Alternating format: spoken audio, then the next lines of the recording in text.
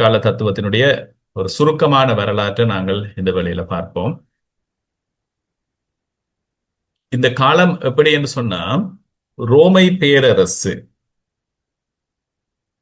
கிறிஸ்தவமாக கிறிஸ்தவமாகிற அந்த தருணம். ஆனா பொலிட்டிக்கலா பார்க்கும்போது ரோமை பேரரசு வீழ்ச்சி அடைய தொடங்குது.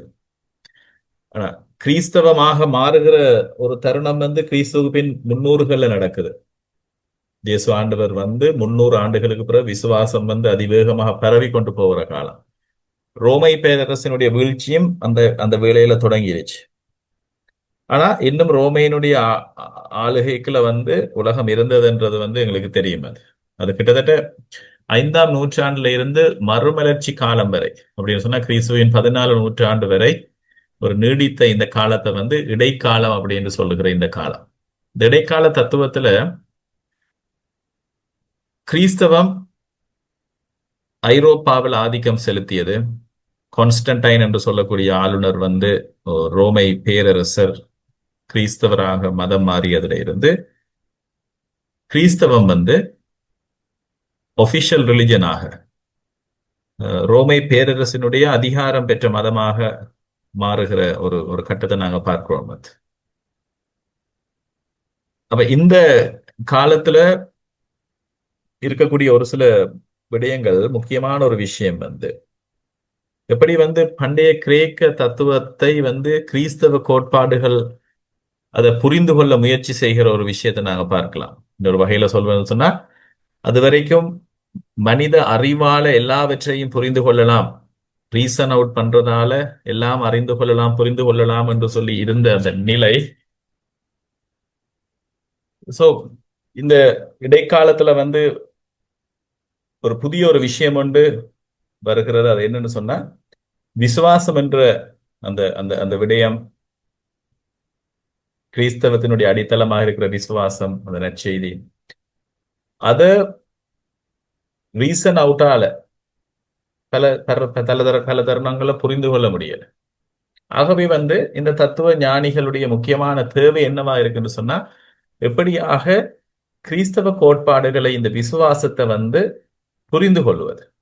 இன்னொரு வகையில சொல்லணும்னு சொன்னா, எப்படி சமரசம் செய்வது, விசுவாசத்தையும் காரணத்தையும் ரீசனையும் எப்படி இணைப்பது என்றது ஒரு முக்கியமான ஒரு நோக்கமாக இருக்கு. தெரியும் தத்துவம் என்று சொல்லுவது இந்த அந்தந்த காலத்துல ஒவ்வொரு காலத்திலையும் மனிதனுக்கு மிக முக்கியமாக இருக்கிற விஷயங்களை, அதை பற்றி ஆழமான கேள்விகளை கேட்டு முன்னோக்கி செல்லுகிற ஒரு விஷயம் என்று சொல்லி எங்களுக்கு தெரியும். ஆனா இப்ப இருக்கக்கூடிய இந்த தருணத்துல இருக்கிற முக்கியமான விஷயம் என்னன்னு சொன்னா, இந்த விசுவாசம் என்றது பல மக்கள் கிறிஸ்தவர்களாக மாறிக்கொண்டு போகக்கூடிய தருணத்தை நாங்க பார்க்கிறோம். அப்ப இருந்த தத்துவ ஞானிகள், சிந்தனையாளர்களுக்கு இருக்கிற கேள்வி, எப்படி இந்த விசுவாசத்தை புரிந்து கொள்றதுன்றதான் முக்கியமான ஒரு தேடலாக, ஒரு கேள்வியாக இருக்கு. ஆகவே இந்த காலத்துல நாங்க பார்க்கிறோம் வரக்கூடிய பிலோசபர்ஸ் என்று சொல்லி இந்த காலத்துல ஒரு சில பேரை நாங்கள் பார்க்கலாம். அதை நாங்க ஒரு நீண்ட காலம் என்றதால எல்லாவற்றையும் அந்த அந்த 900 ஆண்டுகள் 9 நூற்றாண்டுகளை ஒரே ஆண்டுல பார்க்காம அதை 3ஆ நாங்க பிரிக்கிறோம். ஆரம்ப இடைக்காலம் என்று சொல்லக்கூடிய ஒரு காலம், கிறிஸ்துவின் 5ஆம் நூற்றாண்டுல இருந்து 10ஆம் நூற்றாண்டு வரையான ஏர்லி மிடில் ஏஜ்ல நடந்த ஒரு சில முக்கியமான சம்பவங்களை பார்க்கும்போது, இந்த காலத்துல பழைய தத்துவ நூல்கள் பாதுகாக்கப்பட்டு கிறிஸ்தவ கண்ணோட்டத்துல அது விளக்கம் அளிக்கப்படுகிறது. இந்த தத்துவ ஞானிகள் பழைய தத்துவங்கள் அவற்றை கிறிஸ்தவ கண்ணோட்டத்துல பார்க்கிறதும் அதுக்கு விளக்கம் அளிக்கிறதுன்றது ஒரு முக்கியமான ஒரு தேவையாக இருந்தது. அதுல பொய்த்தியஸ் என்று சொல்லக்கூடியவர் ஒரு முக்கியமான இடத்தை பெறுகிறார். இவர் பிளேட்டோ, அரிஸ்டோட்டில் இவர்களுடைய கருத்துக்களை லத்தீன் மொழியில மொழிபெயர்க்கிறார். இந்த இந்த காலத்துல லத்தீன் மொழி முக்கியத்துவம் பெறுது. கிறிஸ்தவ இடைக்காலத்துல புத்தகங்கள் லத்தீன் மொழியில மொழிபெயர்க்கப்படுவதும், லத்தீன் மொழி உலகத்துல முக்கியமான ஒரு மொழியாக மாறக்கூடியதை நாங்க பார்க்கிறோம். திருச்சபையுடைய அதிகார மொழியாக இருக்கிற லத்தீன் மொழி மேலை தேயத்திலே முக்கியமான மொழியாக இந்த 900 ஆண்டுகள் இருப்பது எங்களுக்கு தெரியும். அப்ப இவருடைய படைப்புகளாக தத்துவத்தின் ஆறுதல், கான்சலேஷன் ஆஃப் பிலோசபி என்ற நூல் பிரபலியமானது.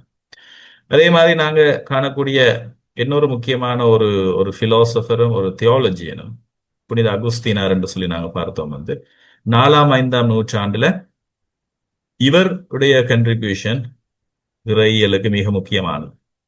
பிளேட்டோவினுடைய கருத்துவத்தை வந்து இறையியலோடு அவர் இணைத்ததும் அவருடைய வாழ்க்கையில் அவருடைய மனமாற்றம் என்று சொல்லக்கூடியது, இயேசு ஆண்டவருடன் அவர் திரும்பி வருவதும், அதே போல அவருடைய சிந்தனைகள்ல வந்து இறையியலை வந்து இயேசுவின் அந்த அனுபவத்தை பிலோசபிக்கலா வந்து அதை கொடுக்கறதுலயும் அவர் நிறைய பங்கு ஆற்றினார். வந்து கடவுள் யார் என்பதை, ஆன்மாவை பற்றி, இந்த டுவலிசம் என்று சொல்லுகிற இந்த விஷயங்கள் எல்லாம் முக்கியமாக கொடுத்தவர் அகுஸ்தீனர்.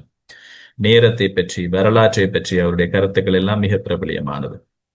சிட்டி ஆஃப் காட் என்றது வந்து இவருடைய ஒரு முக்கியமான ஒரு படைப்பு. அதை மட்டுமல்ல, கன்ஃபெஷன் ஆஃப் அகஸ்டின் என்று சொல்லி அவருடைய வாழ்க்கை வரலாறு எல்லாமே இன்றைக்கும் வந்து பிரபலியமான புத்தகங்கள். வந்து இன்றைக்கு கூட கன்ஃபெஷன் ஆஃப் அகஸ்டினை எடுத்து வாசிக்கிறவங்க இருக்கிறாங்க. வந்து அகஸ்டினுடைய அறிக்கை அல்லது அவருடைய வாழ்க்கை வரலாற்றை வந்து பாவ அறிக்கை என்று சொல்லக்கூடிய புத்தகத்தை வந்து.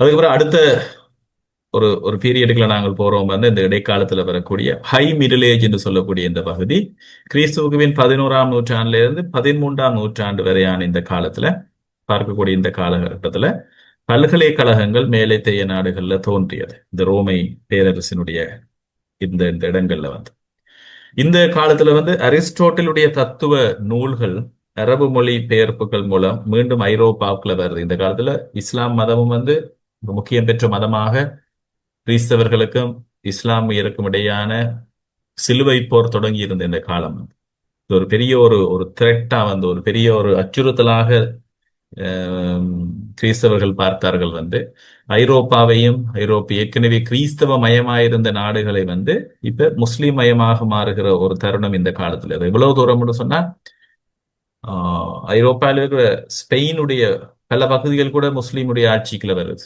இஸ்லாமியருடைய ஆட்சிக்கு.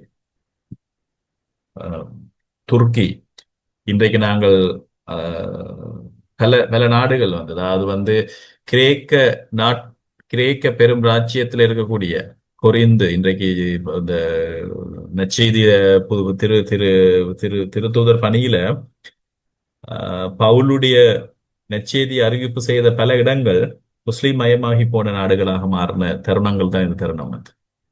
அவை இந்த காலகட்டத்துல அதான் அந்த அரபு மொழிபெயர்ப்புகள்ன்றது வந்து ஒரு முக்கிய தேவையாக இருந்தது. அப்படியான ஒரு விஷயத்தை நாங்க இந்த காலத்துல நாங்க பார்க்கிறோம்.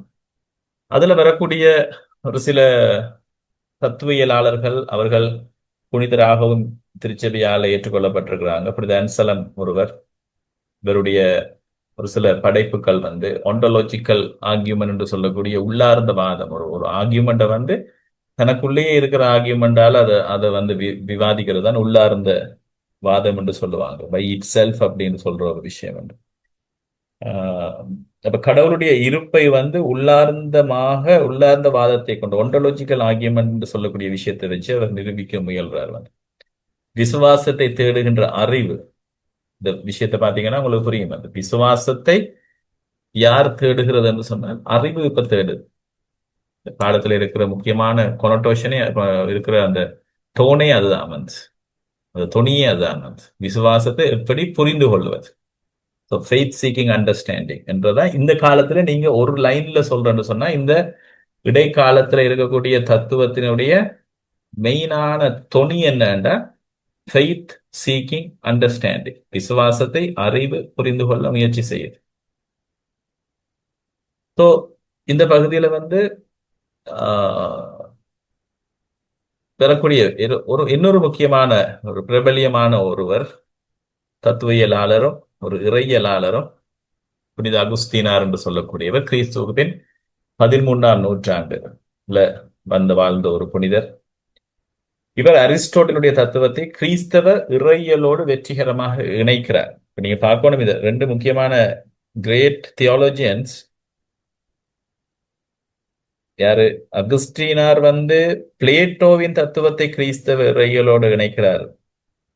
தோமஸ் அக்வைனஸ் அவர் என்ன செய்யறாரு? அரிஸ்டோட்டலுடைய தத்துவத்தை கிறிஸ்தவ இறையியலோடு வெற்றிகரமாக இணைத்தார் என்று இன்றைக்கு நாங்க சொல்லலாம்.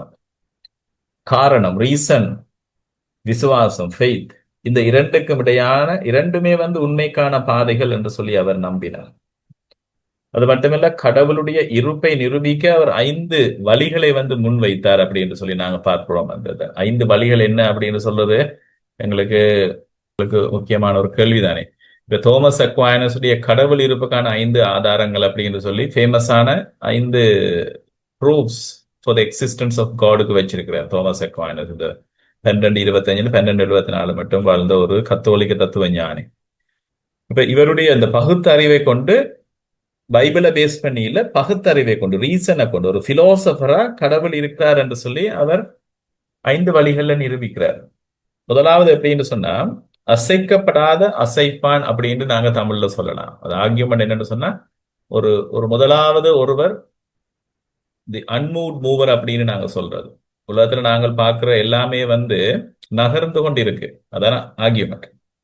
ஒரு பந்து உருளுது, ஒரு இலை விழுகுது, இது எல்லாமே நடந்து கொண்டிருக்கு. அதாவது நகர்ந்து கொண்டு இருக்கிற ஒன்று ஏதாவது ஒன்று அதை தள்ளணும். ஒரு பந்து தானாக உருளாது, அதை யாராவது உதைத்திருக்கோம், இல்ல வேற ஏதாவது அசைத்திருக்கோம். அப்படியே அந்த தொடர் எங்க முடியுதுன்னு சொன்னா, ரிவர்ஸ்ல அப்படி வந்தோம்னு சொன்னா, இந்த அசைக்கிற இந்த சங்கிலி முடிவில்லாமல் அப்படியே தொடர்ந்து போக முடியாது. எங்கேயோ ஒருவர் ஏதோ ஒரு புள்ளியில அதை அசைக்க தொடங்கி இருக்கோம். ஆகவே தான் முடிவு எப்படி, தன்னைத்தானே அசைக்கக்கூடிய, வேறு எவராலும் அசைக்க முடியாத ஒரு ஃபர்ஸ்ட் மூவர் இருக்கணும். ஒரு முதலாவது அவரை யாரும் அசைக்க மாட்டாங்க, ஆனா அவர் அசைத்திருக்கணும். அதைத்தான் கடவுள் அப்படி என்று சொல்றது முதலாவது ப்ரூஃப். இரண்டாவது ப்ரூஃப் என்னன்னு சொன்னா, முதல் காரணம் அப்படி என்று சொல்லக்கூடிய ஒரு ஆர்கியூமெண்ட், த ஆர்கியூமெண்ட் ஃப்ரம் கொசேஷன் என்று சொல்லலாம். உலகத்துல நாங்கள் பார்க்கிற எல்லா விஷயங்களும், உலகத்துல உள்ள எல்லா நிகழ்வுகளுக்கும் ஒரு காரணம் இருக்கு. இந்த கோஸ் அண்ட் இஃபெக்ட்னு நாங்க சொல்ற அந்த அந்த அந்த ஒரு பிசிக்கல் ரியாலிட்டி, ஒரு காரணம் உண்டு எல்லாத்துக்கும். ஒரு மரம் வளர்றதுக்கு ஒரு காரணம் உண்டு, மழை பெய்யறதுக்கு காரணம் உண்டு, இப்படியே எல்லாத்துக்கும் ஒரு காரணம் இருக்கு. அப்ப எந்த ஒரு நிகழ்வும் தனக்குத்தானே காரணமாக இருக்க முடியாது. ஒரு ஒரு ஒரு காரணம், ஒரு ஒரு ஒரு இஃபெக்ட் ஒன்றுக்கு ஒரு கோஸ் இருக்கணும்.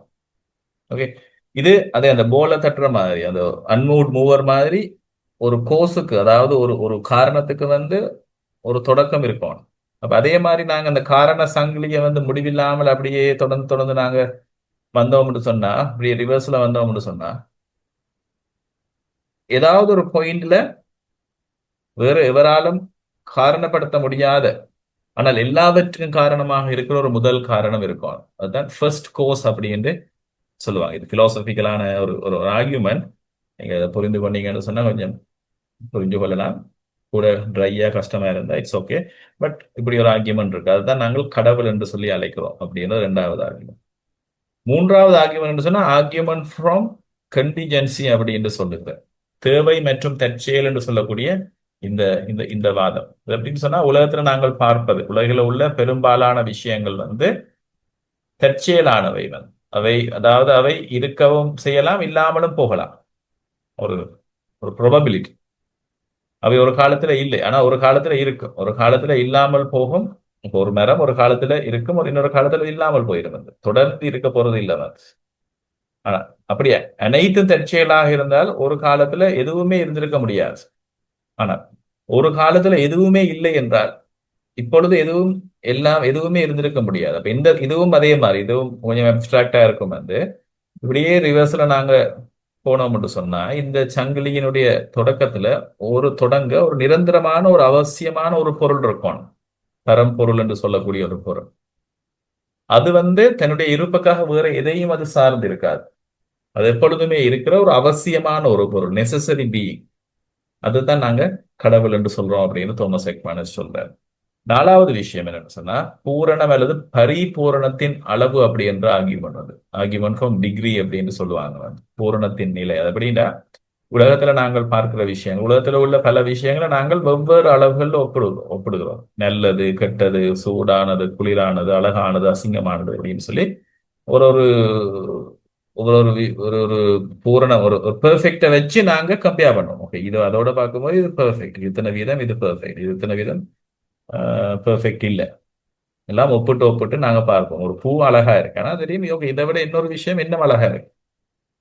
ஒரு சூரிய அஸ்தமனம் அதை விட அழகா இருக்கு. இப்படி நாங்க கம்பேர் பண்ணி ஒரு விஷயங்களை பார்த்து கொண்டிருப்போம். அது பெர்ஃபெக்டா வச்சுக்கொண்டு இது கொஞ்சம் குறைவு அப்படின்ற ஒரு ஒரு பார்வை எங்களுக்கு இருக்கு. இப்ப இப்படி நாங்க ஒப்பிடும் போது ஒரு முழுமையான பெர்ஃபெக்டா இருக்கிற ஒரு பரிபூர்ணமான ஒரு அளவுகோல் ஒன்று இருக்கும். அதைத்தான் நாங்க எதையாவது அது நல்லதுன்னு சொன்னால் அது மிகவும் நல்லது, அதான் மிகச் சிறந்தது. இந்த பெர்ஃபெக்ட் 100% அது பெர்ஃபெக்டா இருக்கு.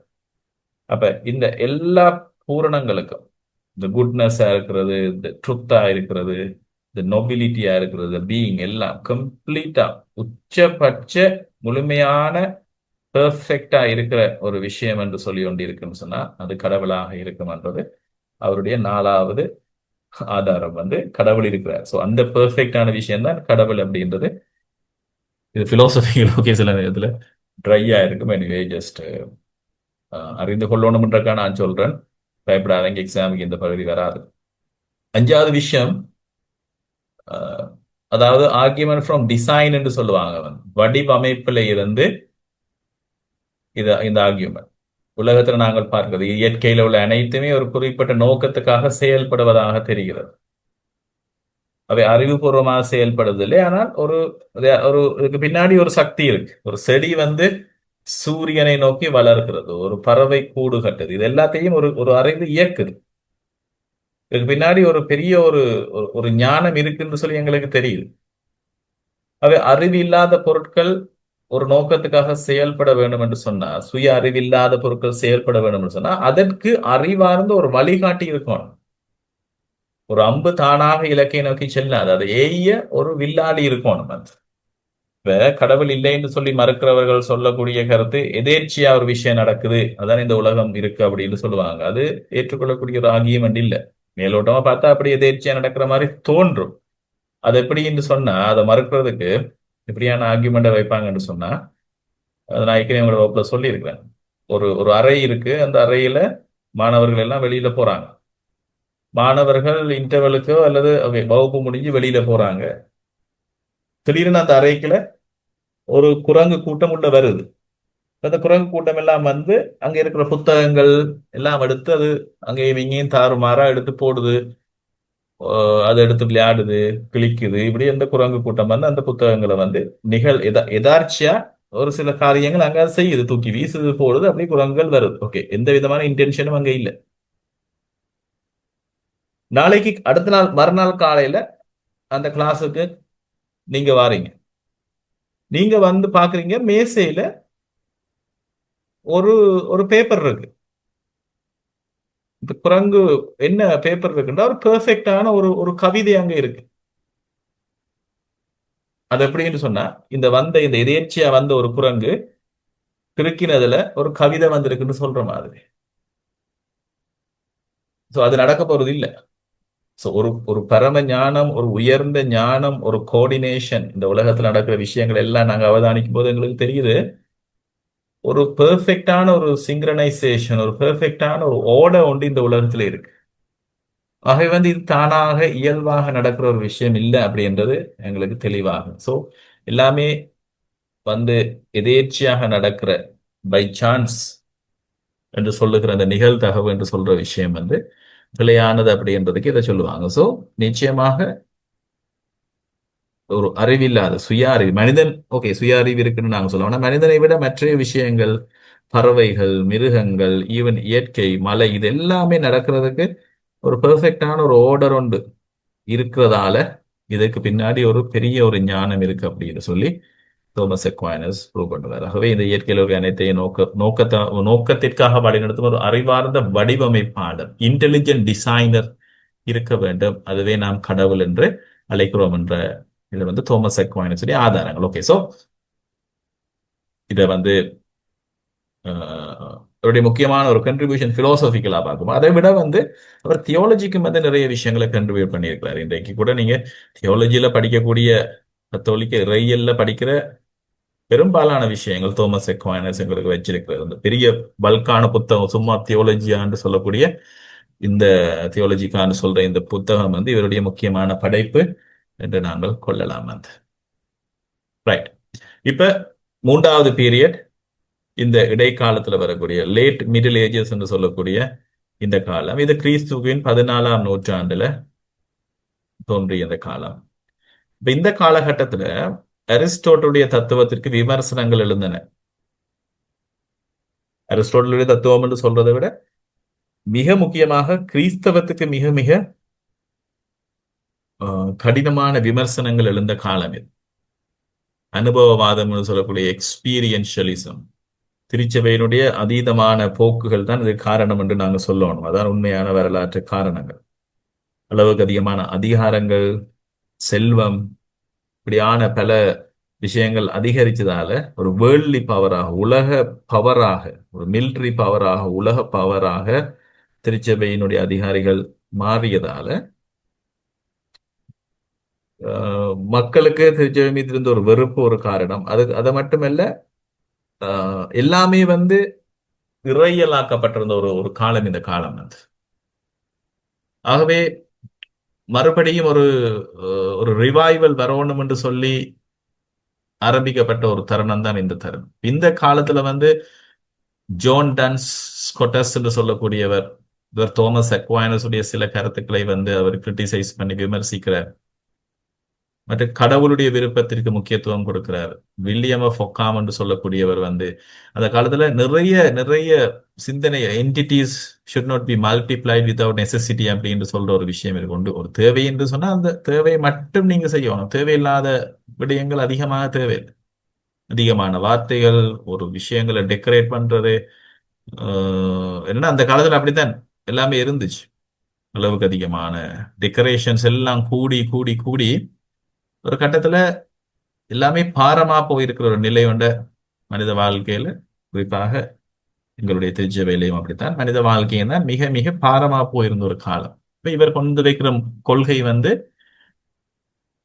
ஒரு விஷயத்தை விளக்குறதுக்கு பல பல கோட்பாடுகள் தேவையில்லை, பல பல வார்த்தைகள் தேவையில்லை. சிம்பிளா நீங்க விஷயங்களை வந்து முன்னுக்கு வைக்கணும் என்றது இவருடைய முக்கியமான ஒரு ஒரு கன்ட்ரிபியூஷன் வந்து. ரைட். இப்ப இந்த இடைக்கால தத்துவத்தினுடைய அதனுடைய முடிவு வந்து ஒரு ஒரு நெகட்டிவான இம்பேக்ட் கொடுத்தாலும் இந்த இடைக்கால தத்துவம் ஒரு முக்கியமான ஒரு பீரியட் என்றதை நாங்க மறக்க முடியாது. ஒரு முக்கியமான ஒரு காலம் என்பதை நாங்க மறக்க முடியாது. இந்த இடைக்கால தத்துவம் குறிப்பாக மேலை தேய உலகத்துக்கு வந்து அது கொடுத்த கன்ட்ரிபியூஷன் என்ன, அது கொடுத்த முக்கியத்துவம் என்ன அப்படின்னு சொல்லி பார்க்கும்போது, கிறிஸ்தவ மதத்திற்கும் தத்துவத்துக்கும் இடையான ஒரு முக்கிய உரையாடலை உருவாக்கியது. கிறிஸ்தவ மதம் என்று சொல்றதை விட கிறிஸ்தவ வே ஆஃப் லைஃப், அப்படித்தான் கிறிஸ்தவம் ஆரம்பமாச்சு. ஜேசு ஆண்டவருடைய அந்த அனுபவம், அந்த விசுவாசம், அதை நம்பி அந்த நற்செய்தியை நம்பி அவருடைய வாழ்க்கையில நடந்த அற்புதங்கள், ஆசீர்வாதங்கள், இது எல்லாமே வந்து புரிந்து கொள்றதுக்கு ரீசனால புரிந்து கொள்ள முடியல. எப்படி ஜேசுவே ஆண்டவர் என்று நம்புறவருடைய வாழ்க்கையில தூய ஆவியானவர் பொழியப்படும் பொழுது அற்புதங்கள் நடக்குது அப்படின்றது ரீசன் அவுட் பண்ண முடியாது. அதை ரீசன் அவுட் பண்ண முடியாது. அதை புரிந்து கொள்றதுக்கு விசுவாசம் என்கிற ஒரு ஒரு உதவி, ஒரு டூல் தேவைப்படுது. அது விசுவாசம் இல்லை அப்படின்னு சொன்னா அங்கால எதையுமே சிந்திக்க முடியாத ஒரு நிலை ஒன்று உருவாது. ஆகவே இந்த விசுவாசம் என்றது இங்கு வர்ற ஒரு விஷயத்தை பார்க்கிறோம். சோ நம்பிக்கை மற்றும் பகுத்தறிவினுடைய ஒருங்கிணைப்பு என்று சொல்லி நாங்க இந்த காலத்துல நாங்க பார்த்து கொள்ற விஷயம். தத்துவ ஞானிகள் வந்து நம்பிக்கை, விசுவாசத்துக்கும் பகுத்தறிவுக்கும், ரீசன் அவுட்டுக்கும் இடையிலான உறவு என்ன, சுயாதீன விருப்பம் என்ன, கடவுளுடைய தன்மை என்ன, உலகளாவிய கோட்பாடுகள் என்ன, நெறிமுறைகள் என்ன, அரசியல் தத்துவம் பற்றிய ஆழமான கேள்விகளோடு அவர்கள் போராடுவதை நாங்கள் பார்க்கிறோம். வந்து அவர்கள் வந்து இறையியல் உண்மைகளை புரிந்து கொள்ளவும் வெளிப்படுத்தவும் பகுத்தறிவை தீவிரமாக பயன்படுத்த முயன்றார்கள். இறையியல்ல ஒரு விஷயத்தை வெளிப்படுத்தப்பட்டிருக்கிற அந்த இறையியல்ல, வேதாகமத்துல வெளிப்படுத்தப்பட்டிருக்கிற, நற்செய்தியில வெளிப்படுத்தப்பட்டிருக்கிற கிறிஸ்தவ வாழ்க்கை அனுபவங்களை வந்து அந்த உண்மைகளை புரிந்து கொண்டு, அது மட்டுமில்ல அதை பகுத்தறிவை கொண்டு அதை விளங்கிக் கொள்வதற்கு முயற்சி செய்யறாங்க. வெறுமனே வந்து ஒரு மத கோட்பாடுகளை ஏற்றுக்கொள்ள முடியாது. ஒரு பிலோசபருக்கு இந்த விஷயத்தையும் ஆராய்ச்சி கண்ணோட்டத்திலேயே அவர் பார்ப்பார், வந்து கேள்விகளை கேட்டுக்கொண்டே இருப்பார். ஒரு தருணம் வரும்போது எங்க புனிதர்களாக வந்த இந்த இந்த இந்த இந்த பிலோசபர்ஸ் எல்லாம், தோமஸ் அக்வைனஸோ, அகஸ்டினோ, அன்சலமோ, ஈவன் பவுலோ, அதுக்கு முதல்ல செய்தியாளர்கள் பவுலோடு பயணம் போன லூக்காவோ, இவங்க எல்லாம் படித்தவர்கள், இறையியலாளர்கள் மட்டுமே. அவங்க வந்து பிலோசபர்ஸ். இவங்க எல்லாருமே வந்து இந்த இந்த தீவிரமான இந்த பகுத்தறிவை கொண்டு இந்த இயேசு ஆண்டவருடைய இந்த இந்த நிகழ்வை வந்து, இந்த விசுவாசத்தை வந்து புரிந்து கொள்ள எடுத்த முயற்சியில ஒரு கட்டத்துல அவங்களே உணர்ந்து கொண்டாங்க, இதை ஏற்றுக்கொள்றது, இதை புரிந்து கொள்வது எங்களுடைய சின்ன மூளையால முடியாது அப்படின்னு, மனித மூளையால முடியாது. இதற்கு விசுவாசம் என்கிற ஒரு ஒரு ஆயுதம், ஒரு கருவி எங்களுக்கு கட்டாயம் தேவை அப்படின்றத அவங்க உணர்ந்தாங்க. அதான் அவங்க எழுதி வச்சிருக்கிறாங்க வந்து. நற்செய்தியை நீங்க பார்த்தாலும் அப்படித்தான். அது அவங்களுடைய இயேசுவோடைய வாழ்க்கை. திருமுகங்களை நீங்க பார்த்தீங்கன்னு சொன்னா பவுலாக இருக்கலாம், மற்றைய திருமுகங்களா இருந்தாலும் இந்த விசுவாசத்தை புரிந்து கொள்றதுக்கு வாழ்க்கையில் எப்படி நாங்க வாழ வேண்டும் என்று சொல்லுகிற வாழ்க்கை முறைகள் அங்க நிறைய எழுதி வைத்திருக்கிறாங்க. அப்படி நாங்க பார்க்கும்போது இந்த இடைக்கால தத்துவத்தினுடைய இன்னொரு முக்கியமான ஒரு விஷயம், இந்த பண்டைய கிரேக்க தத்துவத்தை கிறிஸ்தவ கோட்பாடுகளோடு இணைக்க முயன்றது என்று சொல்லி நாங்க பார்த்திருக்கிறோம் வந்து. அது பிறகு வரக்கூடிய சிந்தனைக்கு ஒரு அடித்தளத்தை அமைத்தது. இப்ப சில நேரத்துல வந்து இதை வந்து ஒரு இருண்ட காலம் அப்படின்னு சொல்லக்கூடிய இந்த தத்துவத்தினுடைய இருண்ட காலம், இந்த இடைக்காலம் என்று ஒரு சில பேர் சொல்லுவாங்க. கிறிஸ்தவர்கள் சொல்லுவாங்க, கிறிஸ்தவர் அல்லாதவர்களும் சொல்லுவாங்க. இந்த பியூரான இந்த பிலோசபிய, ரீசனை மட்டும் நம்பி பிலோசபி செய்ததை வந்து திருச்சபை விசுவாசம் என்று சொல்ற விஷயம் வந்து மழுங்கடிச்சிருச்சு, கூட அப்படியே எம்பவர் பண்ணி அப்படி நாங்க சொல்ல முடியாது. என்று சொன்னா இந்த விசுவாசம் என்று சொல்றதும் ஒரு ஒரு ஒரு உண்மையான வாழ்க்கை அனுபவம் என்று இதை விளங்கப்படுத்தத்தான் வேணும். இதை விளங்கப்படுத்தாம எங்களுக்கு ஒன்றும் செய்ய முடியாது. அது அப்படி இல்லைன்னு சொன்னா இது ஒரு மழுங்கடிச்ச விஷயம் என்று சொல்லலாம். அது வந்து ஒரு கட்டுக்கதை, ஜேசு உடைய வாழ்வு ஒரு கட்டுக்கதை, அப்படியான பல பல கோட்பாடு எல்லாம் இருந்துச்சு. ஆனா அப்படியாக இல்லை அப்படி என்பது மேலும் மேலும் நிரூபிக்கப்பட்டு கொண்டே இருந்தது. உயிர்த்தெழுதல் என்பது வந்து முதல்ல யாருமே நம்பல. ஆனா உயிர்த்தெழுதல் என்பது உண்மை என்பது வந்து இந்த விசுவாச அனுபவத்துல தூயாவி என்பது உண்மை இல்லை அப்படின்னு சொல்லி இதெல்லாமே வந்து உண்மையானது அப்படி என்று சொன்னது வந்து நிரூபிக்கப்படும் பொழுது இதற்கு பிலோசபி விளக்கம் கொடுக்க முடியாம இருந்துச்சு. ஆகவே தியாலஜி அங்க இறங்க வேண்டி இருந்தது வந்து. இன்னொரு கண்ட்ரிபியூஷன் இந்த காலத்துல நாங்க பார்க்கிறோம் வந்து பல்கலைக்கழகங்களுடைய தோற்றம் மற்றும் தத்துவ விவாதங்களுக்கு முக்கியத்துவமும் அறிவு சார்ந்த வளர்ச்சிக்கும் வழிவகுத்தது. இந்த பீரியட்ல வந்து ஒரு ஒரு இன்டென்சிட்டியான ஒரு ஜேர்னியை நாங்க பார்க்கிறோம். வந்து பிலோசபி இன்னொரு டைமென்ஷன் எடுத்து முன்னுக்கு போகிறதுன்றதுதான் உண்மை வந்து. பிலோசபி வந்து தியாலஜியை வந்து டச் பண்ணாம போனா அது பிலோசபியா இருக்க முடியாது. ஏன்னா அந்த காலத்துல ஏற்பட்ட ஆழமான கேள்விகளுக்கு அது விடை கொடுக்கணும், ஆழமான கேள்விகளை அது சிந்திக்கணும். இப்ப எங்களுக்கு முன்னாடி ஒரு ஒரு ஒரு நிறைய பேர் நிறைய பேர் கிறிஸ்தவர்களாக மாறிக்கொண்டிருக்கிறாங்கடா, பிலோசபி வந்து அதுக்கான விளக்கத்தை கொடுக்கணும், அது கொடுக்காம இருக்க முடியாது. சோ ஒரு செகண்ட் தாங்க. தூயாவினுடைய அருள் பொழிவு, ஜேசு ஆண்டவர் பிறந்து இந்த உலகத்துல வாழ்ந்து அவர் கடவுளை வெளிப்படுத்தி, கடவுளுடைய உண்மையான கடவுளுடைய தன்மையை வெளிப்படுத்தி, தந்தை மகன் தூய ஆவியாக அவர் இருக்கிறார் என்று சொல்லி வெளிப்படுத்தி, அதற்கு பிறகு அவர் சிலுவையில கொல்லப்பட்டு, அதுக்கு பிறகு அவர் உயிர் தெழுந்து, இந்த நிகழ்வுகள் எல்லாமே வந்து அதுக்கு பிறகு 50வது நாள்ல வந்து தூய ஆவி பொழியப்பட்டு, அதற்கு பிறகு ஒரு பெரிய ஒரு புரட்சிகரமான ஒரு ஒரு மாற்றம் இந்த உலகத்துல நடக்க தொடங்குது. இது ஒரு சாதாரண சின்ன விஷயமாக இருந்திருந்தா பிலோசபி அதை கணக்கெடுத்திருக்காது. பிலோசபி அதை கட்டாயம் அட்டென்ட் பண்ணியே தான் ஆகணும், அதை அட்ரஸ் பண்ணியே தான் ஆகணும். ஏன்னு சொன்னா இது ஒரு உண்மையான பெரிய ஒரு மாற்றத்தை ஏற்படுத்துது. அது ஒரு சின்னனாக ஆரம்பிச்சது ஒரு பெரிய ஒரு மதமாக கிளைவிட்டு பரவி போற அளவுக்கு அது பெருகி போகுது. அப்ப கட்டாயம் தியாலஜி தியாலஜி அதில் என்டர் பண்ணியே தான் ஆகணும், பிலோசபி அதை அட்ரஸ் பண்ணித்தான் ஆகணும். அதான் கிறிஸ்தவ கிறிஸ்தவ பிலோசபின்னு கூட நாங்க சொல்லலாம். அது அதற்கான ஆதாரம் என்னன்னு சொன்னா அது ரீசன் அவுட்டை மட்டும் நம்புறது இல்லை, மனிதனுடைய மூளைய அறிவை மட்டும் நம்பி செய்யற விஷயம் இல்லை. அது அது அந்த லெவலுக்கு மேல எங்களால புரிஞ்சு கொள்ள முடியாது. ரெசரக்ஷன் எங்களால வந்து ரீசன் அவுட்டால புரிந்து கொள்ள முடியாது. ஒரு ஒரு குருடன் பார்வை அடைகிறதோ, இயேசுவின் நம்புறதால, தூய ஆவி பெறப்பட்டதால புது வாழ்வு பெறுவது, வாழ்க்கை மாற்றம் பெறுவது, ஒரு நோயாளி குணமடைவது, இது எப்படியும் வந்து எந்த வைத்தியர்களோ விஞ்ஞானத்தாலையும் அதற்கான விட கொடுக்க முடியாது, பிலோசபியாலையும் விட கொடுக்க முடியாது. அந்த இடத்துல கேள்வி கேட்டு அப்படியே தடுமாறி நிற்கும். அந்த நேரத்துல தியாலஜி வந்து கை கொடுக்கும். தியாலஜி ஃபவுண்டேஷன் என்னது? அது சொல்லும் வந்து ஓகே, பைபிள்ல இது குறிப்பிடப்பட்டிருக்கு, இயேசுவின் மீது நம்பிக்கை கொண்டவர்கள் இது நடக்கும் என்று சொல்லி அதனுடைய அனுபவம் தான் இது என்னும் போது அதற்கான பதில் கிடைக்குது. சோ இது ரெண்டுமே நிச்சயமாக இணைந்து செல்ல வேண்டிய ஒரு ஒரு கட்டம் என்று சொல்லி எங்களுக்கு தெரியும். சோ இதனுடைய அதீதப்படுத்தப்பட்ட நிலைகள் எக்ஸ்ட்ரீமா போய் நெகட்டிவான சைடு இருக்கிறதுன்றது உண்மை. ஆனா ரியலான தியாலஜி, ரியலான கனெக்ஷன் வந்து தியாலஜியும் பிலோசபியும் கையை பிடிச்சு கொண்டு நடக்க வேண்டிய ஒரு நிலை நிச்சயமாக இருக்கு. இதை பற்றி நீங்க ஆழமா யோசிச்சு பாருங்க. நாங்க இதை பற்றி இன்னும் டிஸ்கஸ் பண்ணலாம் தேவை இருந்து என்று சொன்னா, ஆனா அதை நீங்க மறக்கக்கூடாது. சோ இந்த காலத்துல இப்படியான முற்று முழுதாக இருண்ட காலம் அப்படின்னு சொல்ல முடியாது. என்னன்னு சொன்னா அதற்கு பிறகு வந்தவங்க எல்லாரும் இந்த இடைக்காலத்தை ஒரு இருண்ட காலம், பிலோசபிக்கு இருண்ட காலம் என்று சொல்லுவது வந்து ஏற்றுக்கொள்ள முடியாது. ஆனா அப்படித்தான் அவங்க சொல்லுவாங்க. ஆனா அது இல்லை உண்மை என்பது எங்களுக்கு தெரியும். இப்ப இந்த காலத்துல வந்து